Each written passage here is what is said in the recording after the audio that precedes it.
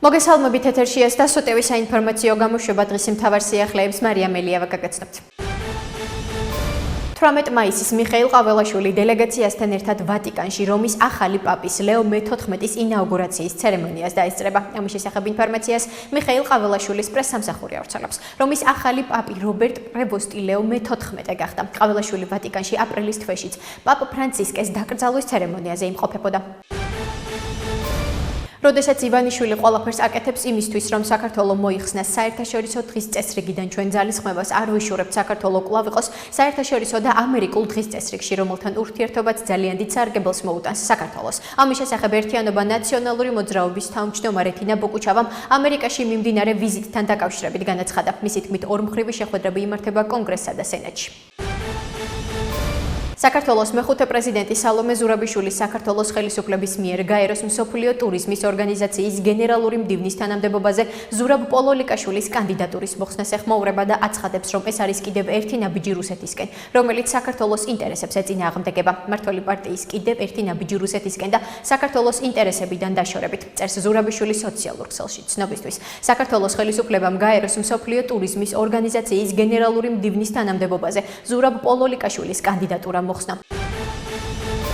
პარლამენტმა დიპლომატიურ სამსახურში დაგეგმილი ცვლილებების პროექტი დაამტკიცა. მთავრობის ინიციატივით წარდგენილი კანონის პროექტი 87 ხმით ერთხმად მესამე მოსმენით მიიღეს. დიპლომატიური სამსახურის ფასეულობებსა და პრინციპებს ახალი ნორმები ემატება, რომელთა დაცვაც დიპლომატიურ სამსახურში დასაქმებულ პირთათვის აუცილებელი იქნება. ახალი ნორმაა სამსახურებრივი უფლებამოსილების კეთილსინდისიერად შესრულება დიპლომატიური სამსახურის პრინციპებისა და საჯარო ინტერესების დაცვის საფუძველზე. გარდა ამისა, დიპლომატიური სამსახურის პრინციპების ჩამონათვალს ეთიკისა და ქცევის ზოგადი წესების განუხრელი დაცვის პრინციპით დაემატა. დიპლომატიურ სამსახურში ეთიკისა და ქცევის ზოგადი წესებს ადმინისტრაციულ-სამართლებრივი აქტით საგარეო საქმეთა მინისტრი დაამტკიცებს. პირები, რომლებიც გრძელვადიანი სამუშაო მივლინებიდან ეთიკისა და ქცევის ზოგადი წესების დარღვევის საფუძველზე იქნებიან გამოწვეული, დიპლომატიური სამსახურის რეზერვში ჩასარიცხ პირთა წრეს დაემატებიან.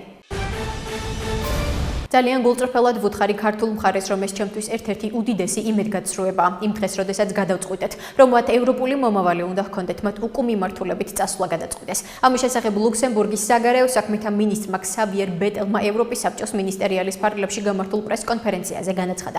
მისი თქმით, ქართულ მხარესთან გულწრფელები უნდა იყვნენ და უთხრან, რომ არასწორი მიმართულებით თუ წავლენ, ევროპულ მომავალს უფრო დაშორდებიან. მათთან გულწრფელები უნდა ვიყოთ და ვუთხრათ, რომ არასწორი მიმართულებით თუ წავლენ, ევროპულ მომავალს უფრო დაშორდებიან. ვიდრე ეს გასულ წელს იყო. განაცხადა ლუქსემბურგის საგარეო საქმეთა მინისტრმა ქსავიერ ბეტელმა საქართველოსთან დაკავშირებულ შეკითხვაზე.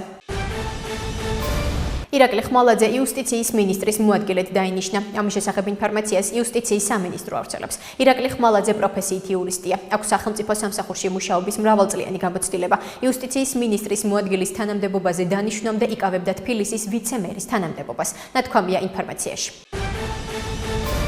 შინაგან საქმეთა სამინისტროს თანამშრომლებმა საქართველოში სამართლებრივი საფუძვლის გარეშე მყოფი უცხო ქვეყნის 14 მოქალაქე დააკავეს. კერძოდ, როგორც უწყებაში განმარტავენ სამართალდამცველების მიერ ჩატარებული საგამოძიებო მოქმედებების შედეგად დადგინდა, რომ დუშეთის მუნიციპალიტეტში ერთ-ერთ სასტუმროში სავარაუდოდ მოწყობილი იყო ეგრეთ წოდებული კოლ-ცენტრი. როგორც ინფორმაციაშია აღნიშნული სასტუმროში მყოფი პირების გადამოწმებისას გამოავლინეს ჩინეთის სახალხო რესპუბლიკის 14 მოქალაქე, რომლებიც საქართველოში იმყოფებოდნენ კანონიერი საფუძვლის გარეშე. ამასთან უწყების განცხადებით იქიდან გამომდინარე, რომ აღნიშნულ სასტუმროში საგამოძიებო მოქმედებების ჩატარებამდე ცოტა ხნით ადრე იყო ხანძარი, რომელიც პოლიციის მისვლის დროს უკვე ლიკვიდირებული იყო, სასტუმროში მყოფმა სხვა პირებმა ტერიტორია დატოვეს.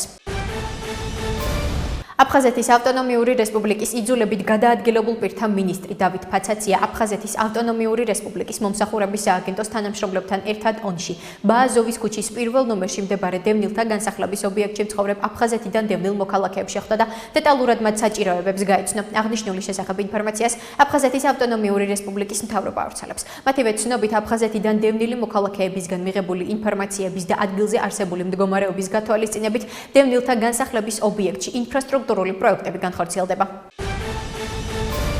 ვაკის რაიონში ქაქუცა ჩოლოყაშვილისა და გიორგი წერეთლის ქუჩების სრული რეაბილიტაცია იწყება, რაც აღნიშნულ ტერიტორიაზე ინფრასტრუქტურის მოწესრიგებას, განახლებას, სატრანსპორტო დატვირთვის შემცირებას, გადაადგილების გამარტივებასა და საცხოვრებელი გარემოს გაუმჯობესებას ისახავს მიზნად. ამის შესახებ თბილისის მუნიციპალიტეტის მთავრობის ხდომაზე დედაქალაქის მერ მაკა ხაკალაძემ განაცხადა. მისი თქმით, რეაბილიტაცია შეეხება ვაკის პარკის მიმდებარე ტერიტორიიდან წყნეთის გზატკეცილის 6 ნომრამდე არსებულ საგზაო მონაკვეთს. მისი თქმით, ქუჩებზე მოეწყობა ტროტუარები, უსაფრთხოების კუნძულები და ზებრა გადასასვლელები. გზის სავალ ნაწილს სრული რეაბილიტაცია ჩაუტარდება და დაიგება ასფალტის საფარი, განახლდება გარეგანათების სისტემა და დამონტაჟდება ენერგოეფექტური LED სანათები.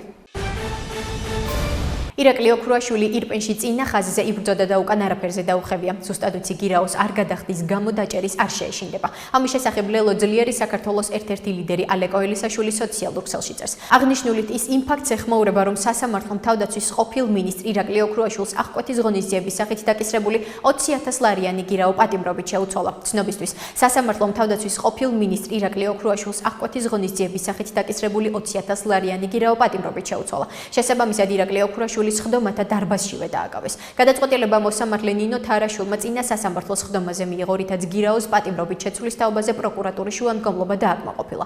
შეგახსენებთ, ოქრუაშვილს საქართველოს პარლამენტის დროებითი საგამოძიებო კომისიის მოთხოვნის შეუსრულებლობას ეტაბებიან.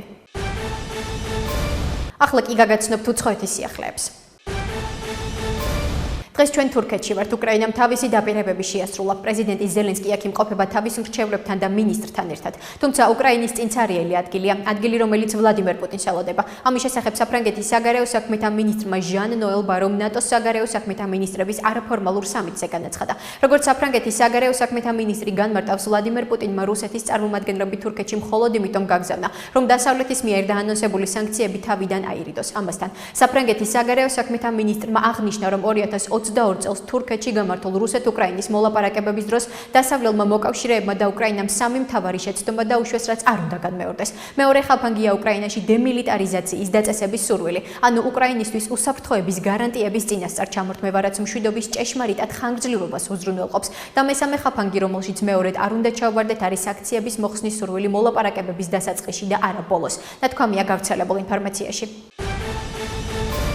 რუსეთის პრეზიდენტმა ვლადიმერ პუტინმა უკრაინასთან მოლაპარაკებებისთვის დაბალი რანგის დელეგაცია გაგზავნა. ამის შესახებ დიდი ბრიტანეთის საგარეო საქმეთა მინისტრმა დევიდ ლემიმ თურქეთში ნატოს საგარეო საქმეთა მინისტრების არაფორმალური სამიტის დაწყებამდე ჟურნალისტებს განუცხადა. ჩვენ ერთი გზავნილი გვაქვს, რომ უკრაინის გვერდით ვდგავართ, რათა სამართლიან ხანგრძლივ და მდგრად მშვიდობას მივაღწიოთ. განაცხადა ლემიმ. მისი თქმით, მშვიდობის მისაღწევად თავისი მზადყოფნა უკრაინის პრეზიდენტმა ვლადიმერ ზელენსკიმ დაადასტურა იმით, რომ ის დღეს თურქეთში იქნება. ცნობისთვის, კრემლმა თურქეთში დაგეგმილი მოლაპარაკებებისთვის რუსეთის დელეგაციის შემადგენლობის სია გამოაქვეყნა, რომელშიც ვლადიმერ პუტინი არ არის.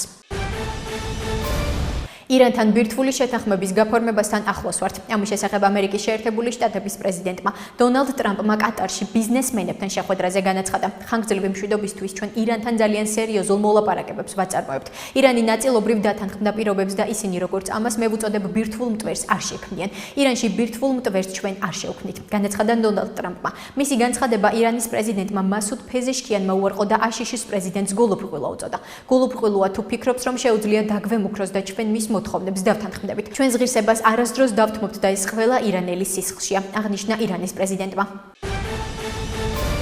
გასულ ღამეს ისრაელის საჰაერო დარტყმების შედეგად ღაზა სექტორში სულ მცირე 80 პალესტინელი დაიღუპა. ინფორმაციას როიტერსი ადგილობრივ ჯანდაცვის ორგანოზე დაყრდნობით ავრცელებს. მათივე ცნობით დაღუპულთა უმეტესობა, მათ შორის ქალები და ბავშვები, ჩრდილოეთ ღაზას ჯაბალიის რაიონში იმყოფებოდნენ, რადგანაც ისრაელმა ავიაიერიშები განახორციელა. იქამდე კი ცნობილი გახდა, რომ ისრაელის სამხედროებმა ღაზას რამდენიმე რაიონში მცხოვრები მოსახლეობისთვის ევაკუაციის ახალი ბრძანებები გასცეს. ევაკუაციის ბრძანების გაცემიდან მალევე ისრაელის თვითმფრინავებმა ღაზას ქალაქში რამდენიმე საჰაერო დარტყმა განახორციელეს.